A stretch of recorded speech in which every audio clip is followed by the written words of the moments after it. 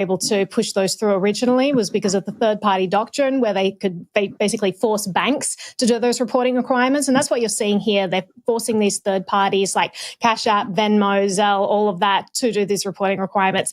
I think it's crazy. And to report payments over $600 when initial reporting requirements were even put out. If you take into account inflation, the amount in real value was actually so high that people were like, well, we're never really going to get to that reporting requirements. That's just for crazy things, if anything's out of the ordinary. Now that we're bringing that actual amount down further, and inflation on top of that is taking the actual value in the opposite direction, we're getting to this crazy state where every single thing we do with our money is being tracked and observed and monitored. And that's a scary state of affairs for me. We should not have blanket surveillance on our financial actions. That's kind of a totalitarian nightmare there. But I'll throw to you, David, for your thoughts. First, co-sign everything you just said. Absolutely, this is nuts and bad. I would also point out that the third-party doctrine point that you made also applies to a tons of other kinds of data that is being gathered around about us all the time. Whether you're talking about, Facebook social data or like video cameras on light signals being used by police to track immigrants. So that's a big other set of issues that are all related. I think I'll go further and talk about, the risk here, even if you believe that businesses should, be forced to accurately report their revenue to the IRS. The real problem here is that you're creating a privacy honeypot that these companies are gathering, and that, regardless of what the intended use is, becomes a risk to users on a day-to-day basis, even people who are not business users. And to sort of bring it back to crypto, the takeaway here is this is possible to enforce because these are financial intermediaries who themselves have access to all of this data about you and can basically do whatever they want with it. And so it again kind of I wouldn't go so far as to say that it makes the case for crypto specifically, because obviously crypto has all kinds of built-in transparency in many cases. And so, you're not necessarily going to get total secrecy compared to this. But it does make the case more generally for the idea that financial intermediaries create risks and weaknesses in the system and for individual users that we have to be very cautious of. So I see Zack nodding your head. You want to jump on and pile on? I'll pile on a little bit. I think it's a real bummer that this is happening. I do think the thing that you mentioned about transparency is really important, because I think the transparency of blockchain and public blockchain networks is one of the things that is working in its favor in terms of arguing against sort of these overreach regulations, right? I think what we're seeing from financial regulators around the world is the desire to sort of import these existing regulatory regimes onto these public networks. And I still think, despite what Naomi is going to say about the need for financial privacy, I still think the transparent and public nature of these blockchain networks is the greatest strength in saying, hey, we don't need these regulatory regimes implanted on top of these networks. They exist in a self-regulating fashion that is fully predicated on these being open and more transparent systems than the intermediaries that we're talking about here. But I will toss it to Naomi. She's going to dunk on me, and I am ready for it. Hit me. I can't wait. Get ready for the dunk, Zack. Yeah, I'll just go back to what Snowden said. He has this pithy statement where that's the dunk. I don't know how to dunk. Snowden has this pithy statement where he says, they're called public servants and private citizens for a reason. That is how they should be dealt with. But currently we have this opacity in government where we don't know what's going on. We have no audits of the TARP bailouts from 2008. We have no audit of the Federal Reserve.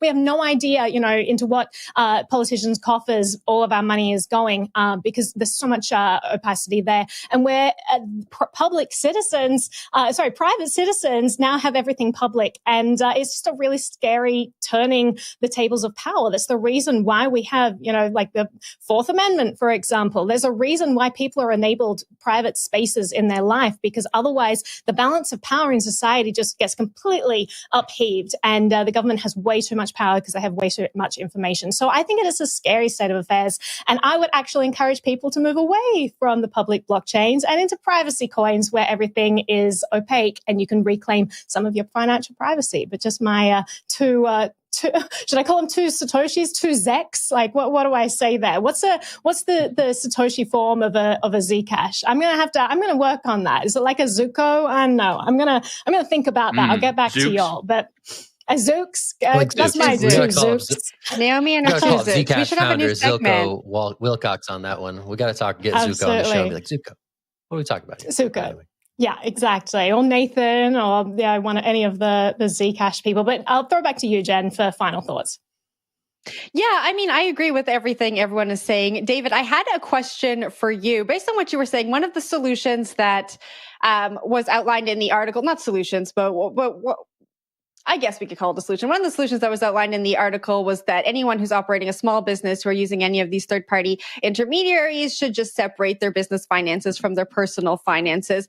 Can you just build on what you were saying for small business owners who use these third-party apps? Is that a solution for the interim?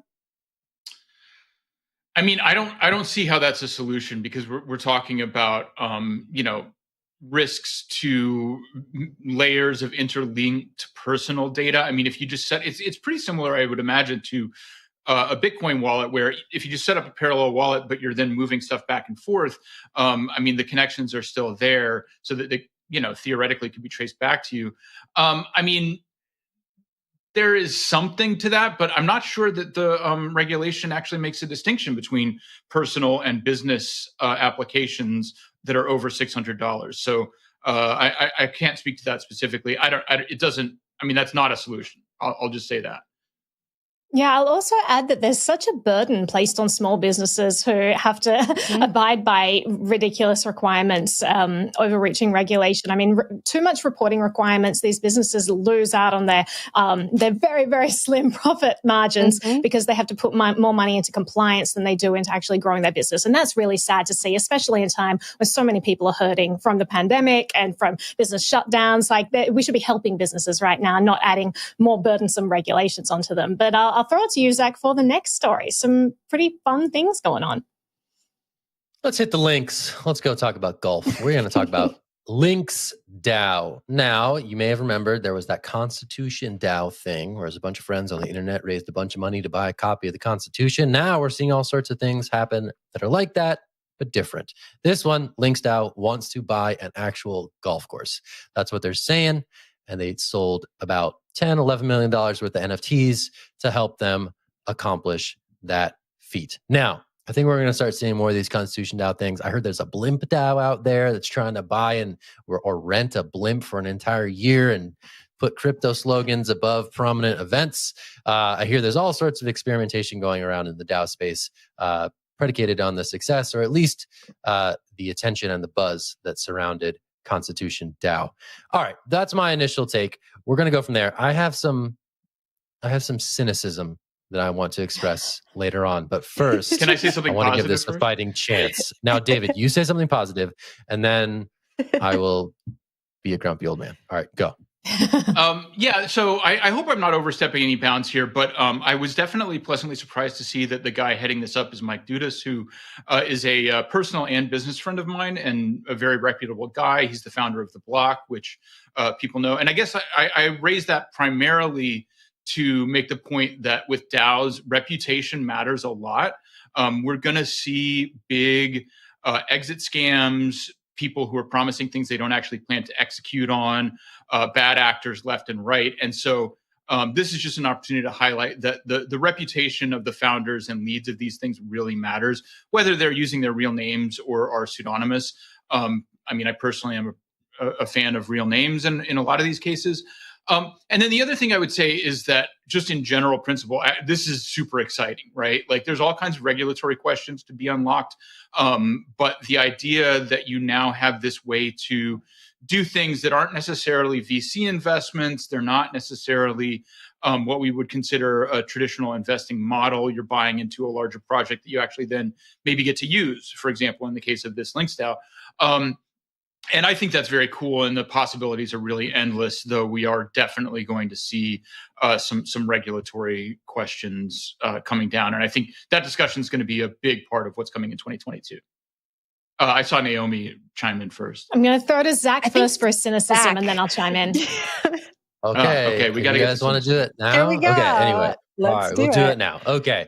I think this stuff is super cool and it's super exciting. The thing that I am cynical about, skeptical. No, I think it does switch into cynicism actually.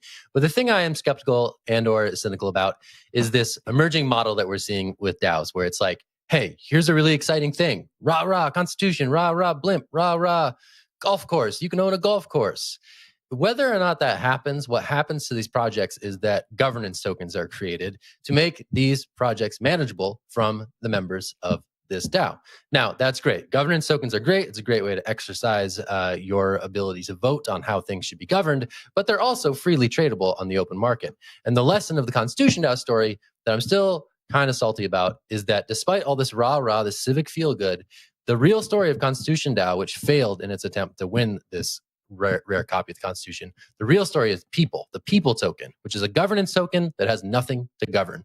It has something like a $600 million market cap, and a lot of people made a lot of money in terms of flipping this governance token that was created with this project. So the thing that I'm wary about, skeptical about, possibly cynical about, is whether or not DAOs are becoming the new ICOs, right? These are just token generation events where people chip in ETH, they get a new token, they can flip that token, rinse, repeat over again. And I think if we don't see some early success in like these big, cool, funny, audacious, exciting things happen, I think regulators are going to get real get real put off by this concept of what DAOs can be. And I think that would be a bad thing for the space because as David mentioned, DAOs are genuinely exciting, but if it just becomes a quick money grab for a new token that people are going to turn around and hype up on the markets, then I think that's a bit deflating. So I'm going to toss it to Naomi. That's my take on the whole thing. We'll go from there. Yeah, I kind of sit somewhere in between David and Zack. I definitely think that this is a really exciting evolution. And I love the idea that we figured out how to decentralize trust, and now we're applying that to corporate structures. And now we can have these decentralized autonomous organizations. It's really cool. I think that this is an innovation, and I'm excited to see how we explore this further because I think more decentralization, it's definitely needed when there's more overreaching, crackdowns and government and curtailing of freedoms. It's a way to kind of enable and take back some of that freedom. I will say that what they're describing in this situation where they say that, some NFT purchasers could ostensibly receive equity ownership of a physical golf course, receive cash flows from the operation. That's exactly what the SEC doesn't want you to be able to do. They're going to be like, guys, this is a security. And then it gets to a point where it's like, okay, so then who does the SEC regulate? Well, ordinarily with the DAO, when you have something that's governing the ether, when you mind the pun, something that's governing something that's like ephemeral and isn't tangible, it's easy because there's nothing to seize. There's really no way to crack down on anyone because there's no intermediary. But when you get into this weird hybrid world where you have these physical assets and you have, group control of these assets, there's absolutely something for the SEC to seize. It doesn't matter whether they can't crack down on individual players. There's a physical golf course there. So if they deem this to be illegal and people don't comply or whatever, it gets really tricky when you're dealing with this hybrid world of real world assets and this kind of decentralized model. And you can't really skirt regulations in that world, or at least we haven't figured out how to at the moment. So although there's a lot of interesting things going on with DAOs, I think the most interesting things going on with DAOs are the things that are purely decentralized based on the internet, really spread out. And I think we're going to end up with a lot of heartache with these physical assets that have group ownership, because I just don't see how we can get around that problem of that central entity that could be targeted by governments if they decide they don't like this tool. But Jen, I'll throw it to you. Yeah, Naomi, I completely agree with you. I sit kind of in the middle of David and Zack, and you said a lot of what I was going to say, but I just want to add there that we have these DAOs, these decentralized autonomous organizations, but they can't legally hold any traditional or physical assets. So then they have to incorporate. And then they have these corporations that absolutely fall under the purview of regulators. And that is the sticking point, right? That's the entry point. And I think the point of failure when we look at regulation. And it's going to be interesting, I think, as DAOs become more popular in 2022, I think there's going to be one precedent-setting case where the regulators come after one of these corporations for the physical assets, and we'll have to see what happens after that. But Zach, I'll throw it to you for final thoughts. Okay, final thoughts. So I think Mike Dudas and the core team here is certainly something that is in the favor of this project. So I want to put some predictions on the board. Do you think that LinksDAO, say by 2023, has an actual golf course? Who thinks it's going to happen? Raise your hand. Oh, yeah. I'm just going to take the optimism. I'm with David. I'm going with optimism. Yeah, we got 50% of the hash. Thanks. Yes. I'm not saying there's not legal proceedings, but there's have a golf course. That's the thing. There's a lot of legal stuff to work out. There's still money that they have to raise to, that's 10 million or whatever isn't going to go toward purchasing the thing. It's going to go toward the operations of this incorporated entity that will be governed by this DAO. Naomi, what's your prediction? What do you think? Can I be lame and say I just don't know? No, you have to choose. You can say that. You have to have strong opinions about everything. Okay, we got two yeses. We got one, I don't know. I'm going to go with no, but it's still a major windfall for Links token holders. And that will be the story of LinksDAO, just as People was the story of Constitution DAO. All right. Let's take a break. After the break, we're going to talk about NFTs. We are going to talk about some hard luck lessons in decentralization and Bored Apes. Stick with us. It's The Hash. Hope you're having a good day. Thanks. Hey, I'm Isaiah Jackson, host of Community Crypto and author of Bitcoin in Black America. You're watching CoinDesk TV?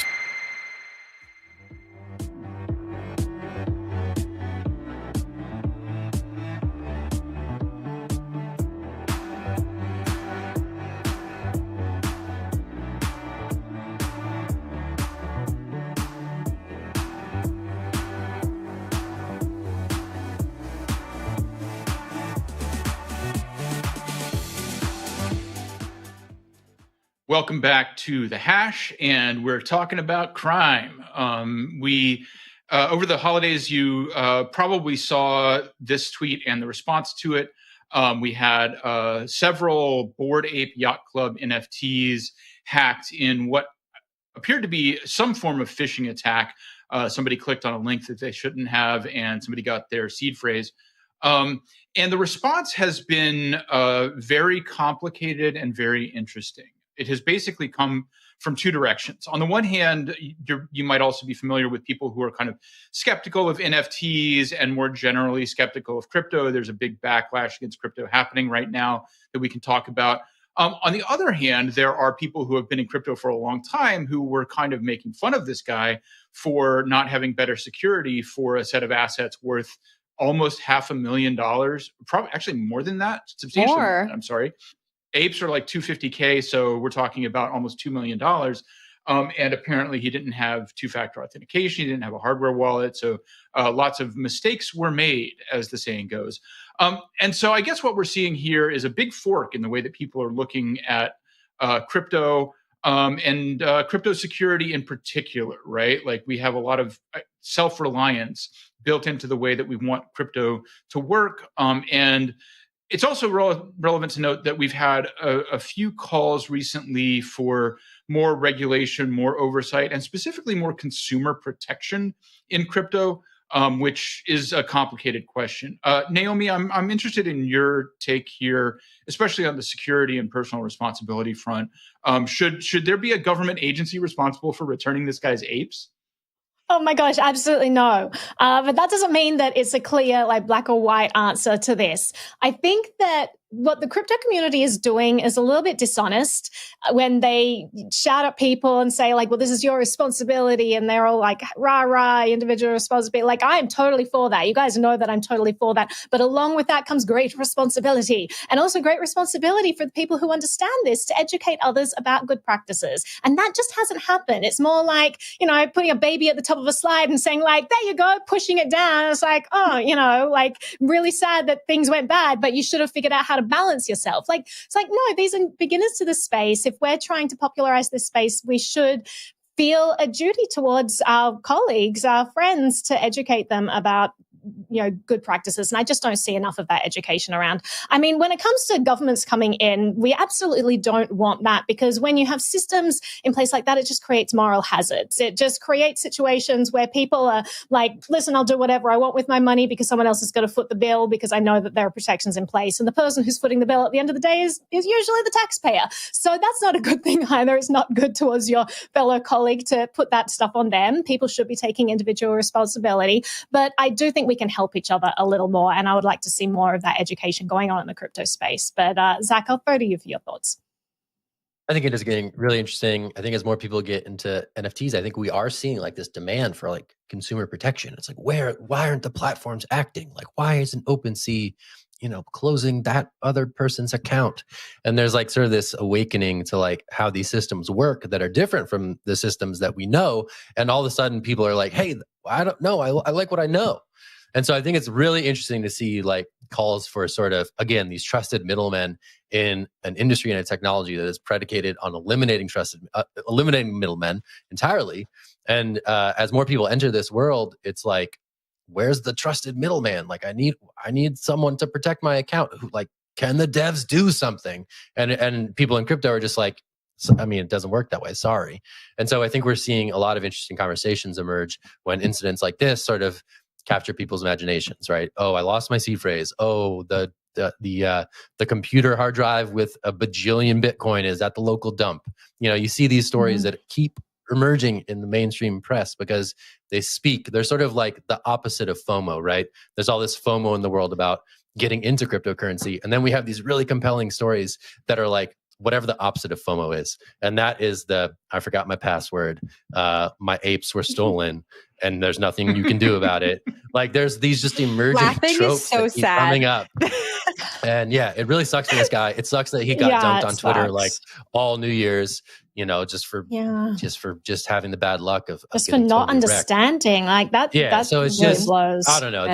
Again, these bigger, this is the mainstream of crypto, and these bigger conversations that are emerging are super interesting. There's no clear answer; it's not black and white, but very interesting to watch unfold. So I'm gonna toss it to Naomi for her thoughts here. Jen, I saw your hand go up, so I'll throw it to you for comments first. I'll just go really quickly. I think you're absolutely right when it comes to education. Some friends of mine started an NFT project here in Toronto, and I joined a call. So like artists, celebrities, athletes, whatever, they're joining, they're being educated through the project. I joined one of the calls where the creators of the project were taking someone through how to set up their MetaMask wallet, how to get this NFT, what that means, how to protect it. And it's just interesting because we are so embedded in the space. I know we talk about these stories every day, so we're reminded, but it's interesting to see someone who's completely new to the space. They want to get involved because they see these stories. They want to be a part of this new world that we're entering into. But this person on the call really didn't understand what a seed phrase was and what it meant to keep that private. And I think by the end of the call, he probably still didn't really get it, but was just a little bit afraid to say that. It's going to take some more time, some more education to learn. And when we see people like this poor person losing $2 million worth of apes, I think it's because maybe the space isn't as welcoming to newcomers to ask those questions. I think there's a lot of people who feel like they can't ask those questions and they don't know where to get the education, the information. And then the scammers take advantage of those people. But Naomi, I know you can probably build off of that, and you had something to add. Yeah, I think that the platforms aren't completely absolved of responsibility, though. I had another anecdote. I had a friend who's a more elderly guy get into crypto, was using Coinbase, and then had everything in his account drained. And one side of things, you're like, how did that happen? Like, be more careful with your password. Don't just hand it over to someone on the phone, right? But on the other side of things, like he tried reaching out to Coinbase and tried to implement more secure policies. Customer services at a lot of these platforms is really bad. So you have people coming into these systems thinking that, okay, this is going to be like a bank, because that's all I've ever really understood. There are going to be protections in place. There's going to be insurance. There's something at play, because that's how the world works. And these platforms, I don't think, are making it clear enough to people that that is not the case. And I don't think they're available enough when consumers have issues, because it just takes so long to actually get in touch with consumer support at exchanges, a lot of these platforms. I think that could be improved. And I think that if these platforms are going to be holding like millions and millions and millions and millions of dollars of assets, they need to have some responsibility to their customers and make sure they're implementing good educational policies so people understand. I just think that, it's not that the government's going to come in and say, like, this is your right, this is your duty to do this. I just think it's a good thing for these platforms to do. It's what a reasonable, society should be based on, letting consumers understand what they're getting into. But on that note, people who may not understand what they're getting into, let's talk about what's going on with Tether. So apparently, last week, Tether froze over $1 million worth of USDT belonging to a single address. And that is really huge news. First of all, begs the question, like, who's the owner of this address? What's going on there? We know that Tether, works with law enforcement, works with FATF, all of the stablecoins do. What most people don't realize is that at the protocol level, all of these stable coins are all freezable, because people talk about stable coins and they talk about, how they're cryptocurrencies. Cryptocurrencies are decentralized, right? As long as you have your own seed phrase, you have control of your money. No. That is not how stablecoins work. Stablecoins have a central issuer. Stablecoins are code built on top of existing decentralized platforms that are somewhat centralized and written into Paxos, written into Tether, written into USDC. There is a line of code that says, is this freezable? And then it'll say true. That means that your funds can be frozen, right? And so on most chains, so like a caveat, you've got Tether, which exists on Omni, Ethereum, EOS, Tron, and Liquid. On Liquid, it's actually not freezable. So interesting to keep in mind. Also, there are stable coins that are decentralized, like DAI, that's not freezable either. But I wanted to bring up this story because this is a huge amount of money. I think there's a lot of misunderstanding out there about how stable coins work. People move in and out of stable coins as a way of hedging against like cryptocurrency, gains and losses. And they perhaps think that these stable coins are as secure in their wallets as their decentralized currencies. And I think that better education is needed to let people know that no, these are somewhat centralized and can be frozen at the protocol level. People need to be aware of that. So I wanted to throw it to the group. Was this surprising news to you guys? This kind of stuff does happen quite frequently. Zack, I'll throw to you to start off with. Yeah, this happens every once in a while, right? I mean, like a lot of it is like OFAC sanctions or other blacklisted addresses that are identified. And then, of course, these companies have to comply with that or else they're, up S Creek without a paddle or whatever. And they have to act. And there is this censorship risk and censorship layer that exists with these asset-backed stablecoins. Now, Naomi is right to point out that DAI and like Terra's UST, which are stablecoins that don't have a central issuer, are a bit different here. But by far, Tether is the largest stablecoin in the market, followed by USDC, which is in a similar situation. So the fact that there is this sort of censorship risk that exists at the stablecoin layer is something that is often overlooked in these systems.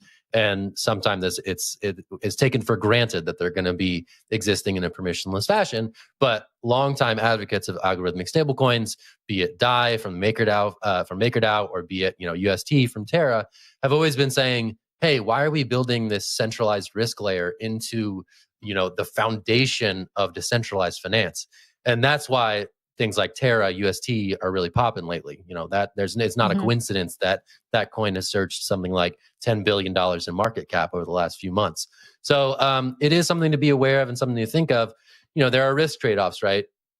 Some of these algorithmic stablecoins aren't necessarily going to hold their peg as well than an asset-backed stablecoin might, but it's something that you got to kind of assess, do some risk assessment there. Each has their flaws, each has their strengths.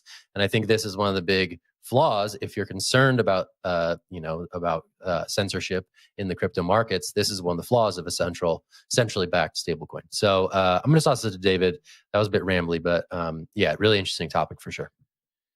Yeah, so I want to make a point that kind of bridges the last two topics we've discussed, which is this is the reason why, or one of the reasons why I think that it is justifiable, at least as a user, you should want some transparency as far as the reserves of one of these backed stable coins, because when you're giving this much control over to somebody who can just lock your funds, you want to make sure that the funds are, actually being used to back up the stable.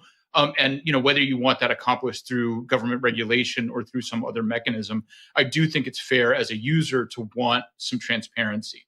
On the other hand, and this is the contrast I want to draw, and I'm not sure I'm going to be able to articulate why I feel this way, but that's a really big difference between that and wanting a consumer protection agency to monitor your apes. If you're engaged in crypto on one side of this divide, I think we all need to do a lot better job of telling people that this is speculative, this stuff all floats, you should be prepared to lose all your money, et cetera, et cetera. Like, as much as we talk about customer service, I think that's also a message that the industry should be doing a lot more to get across to people, tell people to go away. But when you're telling somebody that something is worth $1, I mean, that's a very clear representation that needs to be backed up by some transparency. So that's one of my takeaways here. Naomi. Jen, I think I saw your hand go up again, so I'll throw it to you first.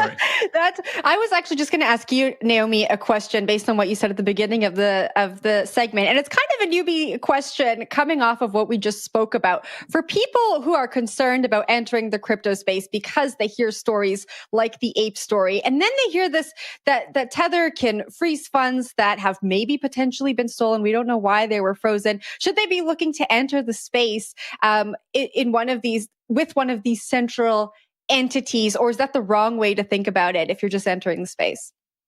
I think that absolutely different layers of protection are necessary for different consumers. Just go for your, like the biggest risk in crypto is someone not understanding their skill level. It's someone who's thinking that they're keeping their private key secure and then they're actually not keeping it secure at all because they overestimated how good they were with their, computer OPSEC.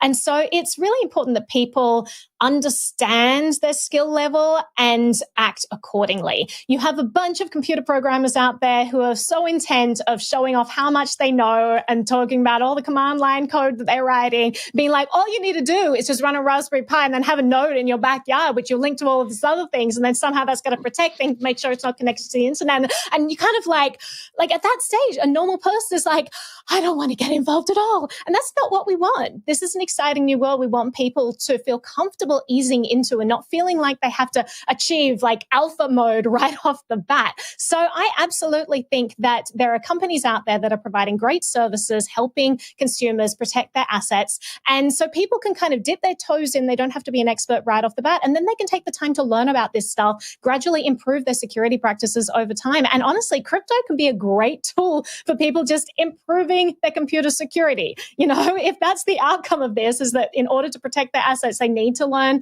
good computer hygiene. That's a great asset right there because more of our lives are becoming digital. And that's a very important thing for people to understand. But one thing I will say, David, about your point, I completely agree. These are two different areas of regulation. One of them, we already have laws against fraud, right? But even if we didn't have laws against fraud, it's very important if a company if is fraudulently representing their asset and saying it's one thing when it's actually the other, even if we didn't have a government making them accountable, you would want a reputation system. You would want a community and the backlash to let people know this is a bad product. They're not what they say they are, So in any case, like fraud is bad. And we want to protect against that, whether it's like through voluntary means or, whether you're into government or whatever. And the other side of things, it's more about, individuals who aren't quite understanding what they're doing. They're jumping into the deep end. They're, protecting their own keys, not understanding that they're not protecting them well enough. So I definitely agree, David, that they're two different areas there. But on that note, Zach, I'm going to throw it to you for wrapping. That's a great note. Don't do fraud, people. Do not do fraud. Do not go out there today and do fraud. So we solved it. We fixed it. We solved it. There you go. Problem solved. Don't do it. One last note. I have to say, we get behind the scenes views before we start filming. Jen, I take it very personally that I have just discovered you wear glasses and you take them off before we broadcast. So I'm just putting that out there. Why do you need to give away the secret?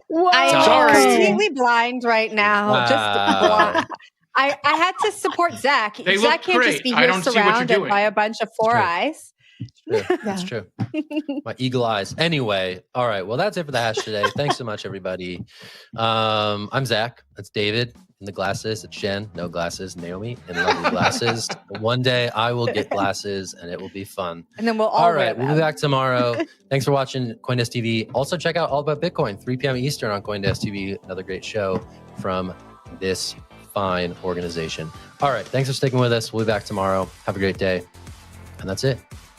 Bye. Take care, everybody. Bye.